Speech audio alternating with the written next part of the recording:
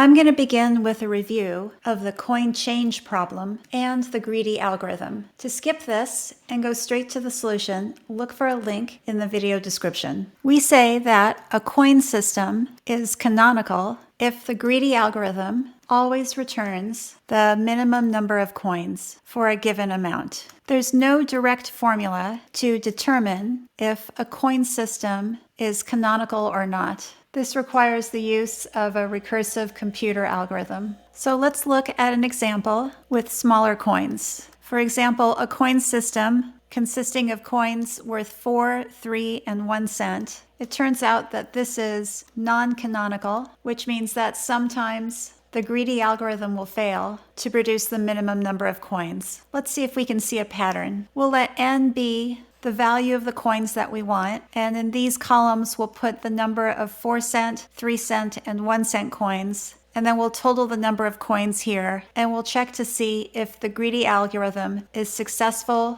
in producing the minimum number of coins. So if we want to produce a value of 1 cent using the greedy algorithm, this works. Same with 2 cents. When we get to 3 cents, we can't use a 4 cent coin, so we'll use a 3 cent coin. This produces 1 coin. These are all successful so far. For a 4 cent coin, it's fair to say that this is successful for the greedy algorithm. For 5 cents, we can have a 4 cent coin and a 1 cent coin for a total of 2 coins. We could dispense with the 4 cent coins and choose a 3 cent coin and 2 1 cent coins. But again, the greedy algorithm is successful here. Let's continue with 6 cents. With the greedy algorithm, we'll choose the 4 cent coin, leaving us with 2 1 cent coins for a total of 3 coins. If we dispense with the 4 cent coin, we could get 2 3 cent coins. And here we see our first failure of the greedy algorithm. We'll continue with 7 cents. The greedy algorithm has us take a 4 cent coin and a 3 cent coin. If we decide instead to skip the 4 cent coins, then the greedy algorithm succeeds again. With 8, we use 2 coins with the greedy algorithm. If we just use 1 4 cent coin, then we again see that the greedy algorithm succeeds. Here's 9 coins. At 10 coins, we get another failure of the greedy algorithm.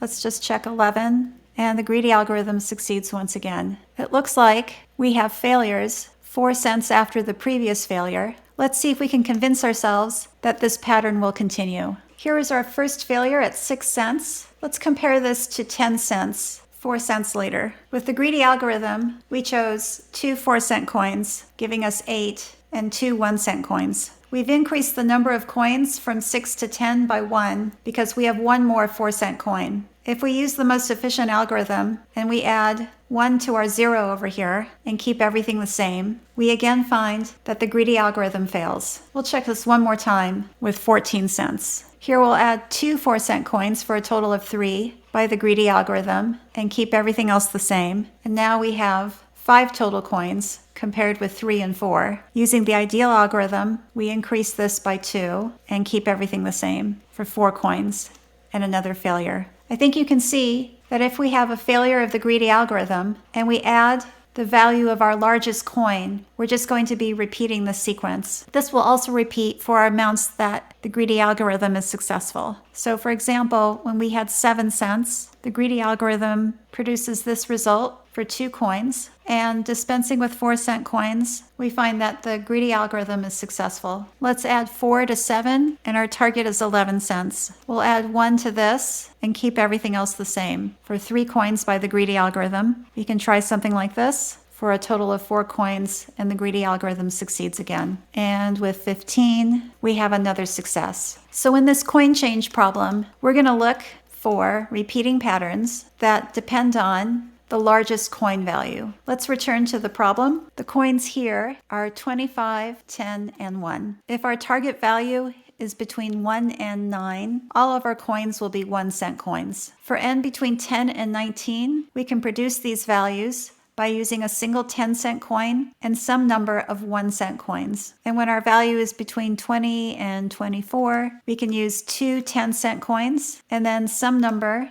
of 1-cent coins using the greedy algorithm. So all of these represent successes for the greedy algorithm. We'll continue on with a table for n greater than 25. These columns will be the number of 25-cent, 10-cent, and 1-cent coins, and we'll put the total in this column, and then we'll figure out if the greedy algorithm was successful or if it failed. For n equals 25, we can just use a 25-cent coin for a total of 1 coin. We can assume that's a success. Adding on 1 cent each time just adds a 1-cent coin, and these are all going to be successes for the greedy algorithm. At 30, the greedy algorithm has us use a 25-cent coin and then 5 1-cent coins for a total of 6 coins. Trying an alternative, if we use 3 10-cent coins, we'll get 30 cents. So here the greedy algorithm fails. I think we can see that this is going to continue at least until n is equal to 34. So we'll go on to 35. Here's our greedy algorithm again, 25, 10, and 0 for 2 coins. Without a 25-cent coin, we'll get 30 cents here and 5 cents. But now our greedy algorithm succeeds with fewer coins. We'll assume this is also true up to 39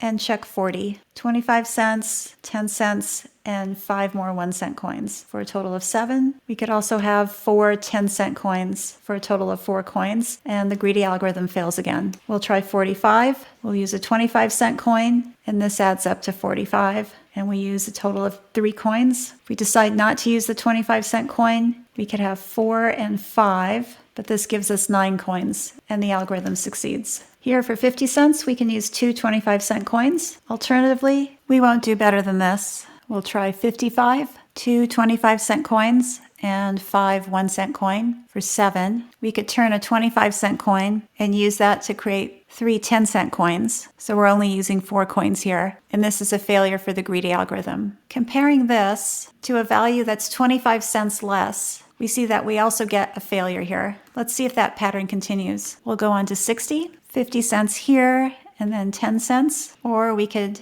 do 1, 3, and 5 for 9. This is successful, which compares with this interval. That's 25 cents less. We can produce 65 cents this way for 8 coins using the greedy algorithm. Alternatively, we can try 1, 4, and 0, and the greedy algorithm fails. Comparing to the value that's 25 cents less, we get another match. We can get 70 cents with 2, 2, 0, 4 coins. We could also try 1, 4, 5, 10 coins. That's a success. And subtracting 25 cents matches with our 45-cent value. We'll just do one more here at 75. 3 25-cent coins will do it. So this is a success, just like we had over here. We've got to count the number of successes. So let's summarize. The intervals that were successful we'll put in this first column, and the ones that failed will be in the second column. For n between 1 and 24, the greedy algorithm was successful, so we'll put it here in the left column. Now we'll do 5-cent intervals. 25 to 29 was a success. 30 to 34 was a failure. 35 to 39 was a success. And 40 to 44 failed. 45 to 49 was a success. And so was 50 to 54. Let's mark off these intervals of 25 cents. 55 to 59 was a fail. 60 to 64 was a success. 65 to 69 was a fail. The greedy algorithm was successful here and here. Let's count the number of successes. We have 24 up here. We have 3 intervals of 5 amounts for 15 successes and another 15 successes here. And our last value is 1,000. So we'll take 1,000 and divide it up into these intervals of 25. There are 40 of them. We'll have 24 successes in this first interval and 39 more intervals with 15 successes. And then 1,000 is going to be in the left column, so we'll have one more success over here. This adds up to 610. If you'd like me to solve any other math contest problems, please leave them in the comments.